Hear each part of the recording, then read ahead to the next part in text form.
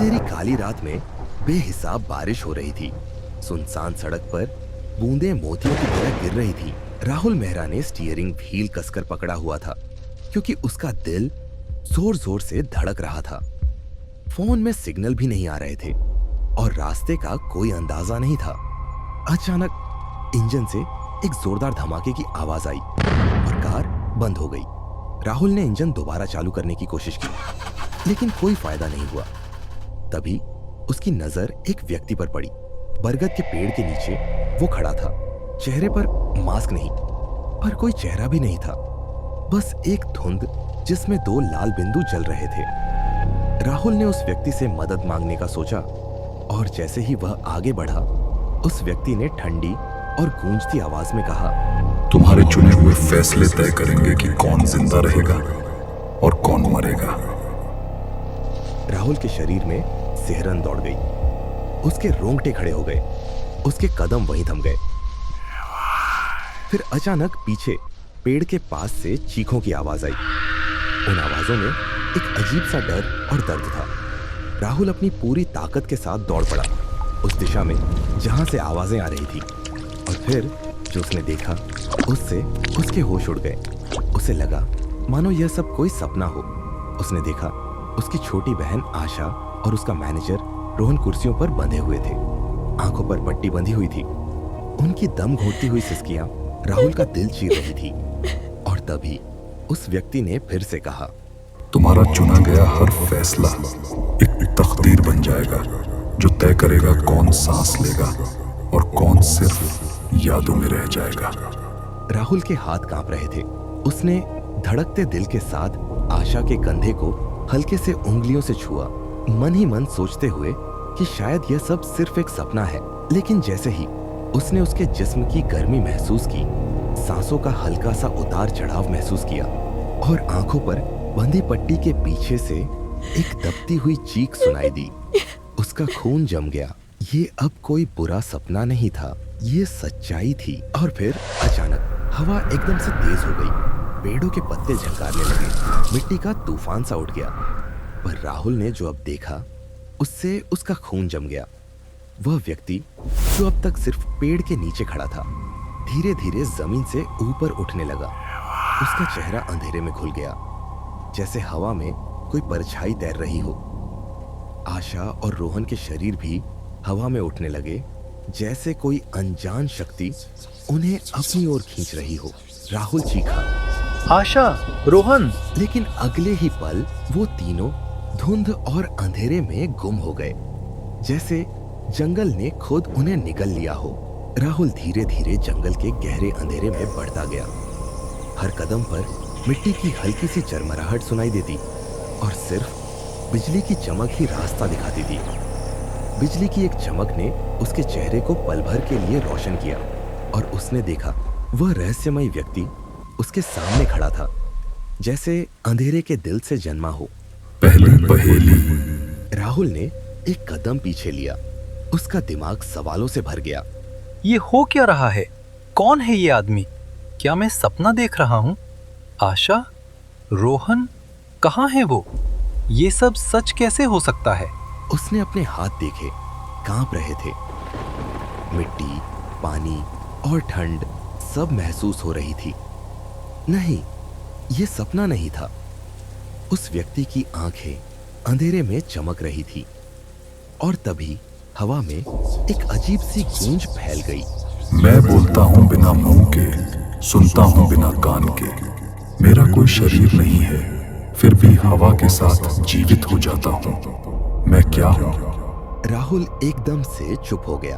उसका दिमाग तुरंत कुछ समझ नहीं पा रहा था। उसने चारों ओर देखा और कहीं दूर से आशा की हल्की सी सिसकी सुनाई दी। उसने अपनी सांस रोककर सोचना शुरू किया। बिना मुंह के बोलता है, बिना कान के सुनता है, शरीर नहीं पर हवा से जीवित। उसके दिमाग के किसी कोने में एक रोशनी सी झिलमिलाई।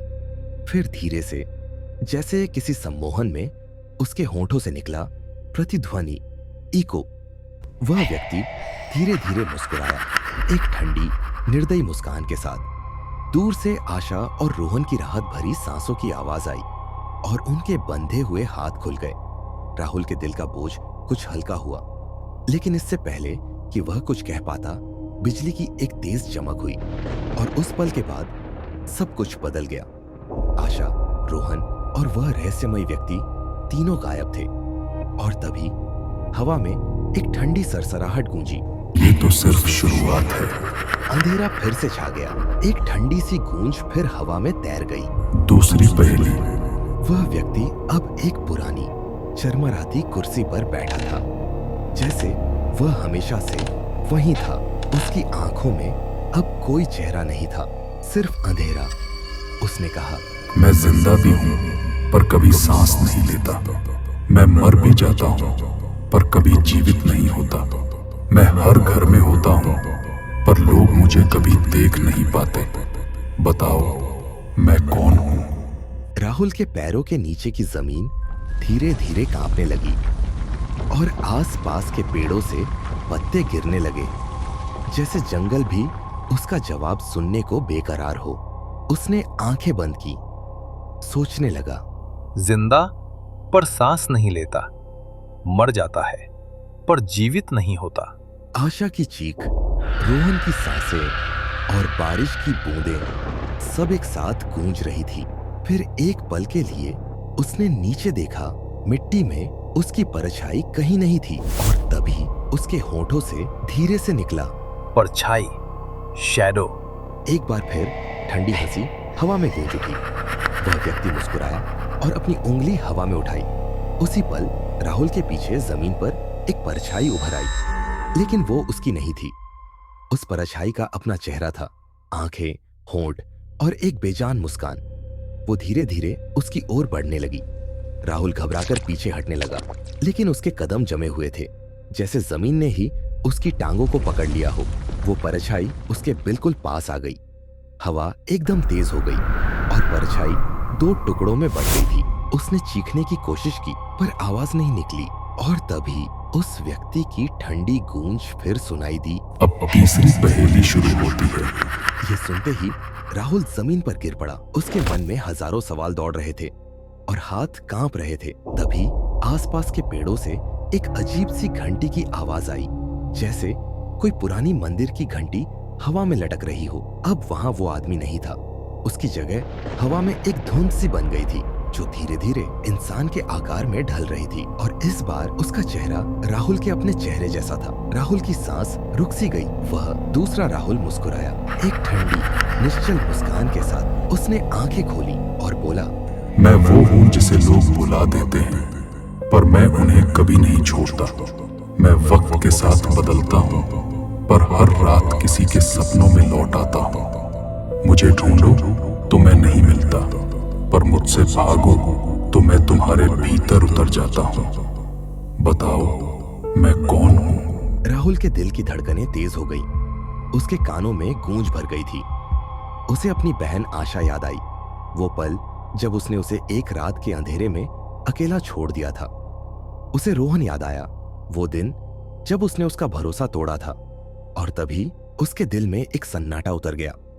उसने सिर झुकाया, होंठ कांपे और धीरे से निकला, पश्चाताप, गिल्ट। और एक पल के लिए सब कुछ बिल्कुल शांत हो गया।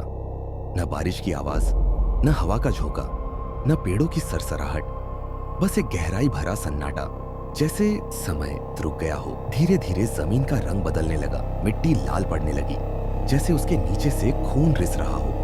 और उस खूनी मिट्टी के बीच से एक पुरानी घड़ी ऊपर उठी और हवा में तैरने लगी। उसके कांटों से खून टपक रहा था। घड़ी घूमने लगी उल्टी दिशा में। राहुल घबराकर पीछे हटा, लेकिन उसके पैरों को किसी ने पीछे से पकड़ लिया। उसने झटके से मुड़कर देखा और उसका दिल थम गया।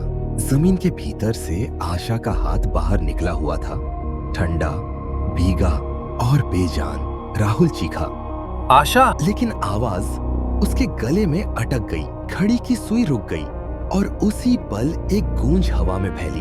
हर जवाब एक फैसला था और हर फैसले की एक कीमत। अब देखेंगे राहुल मेहरा किस कीमत पर सच्चाई मिलती है। बिजली की चमक ने उसके चेहरे को पल भर के लिए रोशन किया और उसी रोशनी में उसके ठीक पीछे खड़ा था वो आदमी जिसकी आंखें अब लाल आग की तरह जल रही थी।